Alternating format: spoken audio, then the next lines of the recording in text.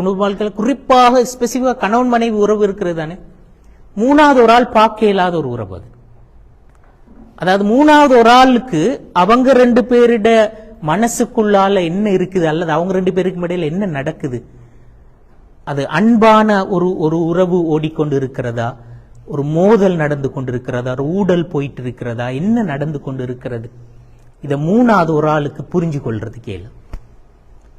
அவங்கள யாராவது ஒருத்தர் பிளாஸ்ட் ஆகி வெளியில போயிட்டு சொன்னாலே ஒழிய இன்னொரு ஆளுக்கு அது தெரியும். அவங்க ரெண்டு பேருக்கு என்ன நடக்குது, மனசில் உள்ள விஷயம் மட்டுமல்ல, பிராக்டிக்கலாக அவங்க ரெண்டு பேருக்கு நடக்கிற விஷயத்த கூட மூணாவது ஒரு ஆளுக்கு புரிஞ்சு கொள்றதுக்கு கஷ்டம், அதை தெரிஞ்சு கொள்றதுக்கான வழி இல்லை.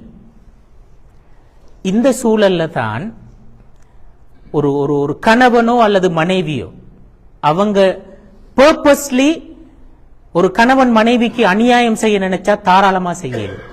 மூணாவது ஒரு ஆளுக்கு எந்த வகையிலுமே தெரியாம அநியாயம் செய்யணும். அதே மாதிரி ஒரு மனைவி ஒரு கணவனுக்கு அநியாயம் செய்ய நினைச்சா மூணாவது ஒரு ஆளுக்கு தெரியாம தாராளமா அநியாயம் செய்யலாம். என்ற அவ்வளவு ஒரு மூடிய உறவு தான் அது, அந்த ரெண்டு பேருக்கு மட்டுமே உள்ள உறவு. அப்ப வெறுப்பு என்று சொல்ற ஒரு விஷயம் வந்தா அடுத்து இமாம் ஹசனுல் பஸ்ரி சொன்னா வெறுத்தாலும் அநியாயம் செய்ய மாட்டான்னு சொல்லி. வெறுப்பு வந்தா அடுத்து நடக்க போறது அதுதான். அதை செய்வதற்கான எல்லா சூழலும் இருக்கு, எல்லா இடம்பாடும் இருக்கு. இன்னொரு ஆளுக்கு அதை தெரிஞ்சு கொள்றதுக்கே வழி இல்லை. ஒரு ரகசியமான உறவு, மூடின ஒரு உறவு அது. அப்ப அங்க எங்களுக்கு அந்த அந்த அநீதியை விட்டு பாதுகாக்கிறது எங்கட ஈமானும் தக்குவாவும் தான், வேற எதுவும் எங்களை பாதுகாக்காது.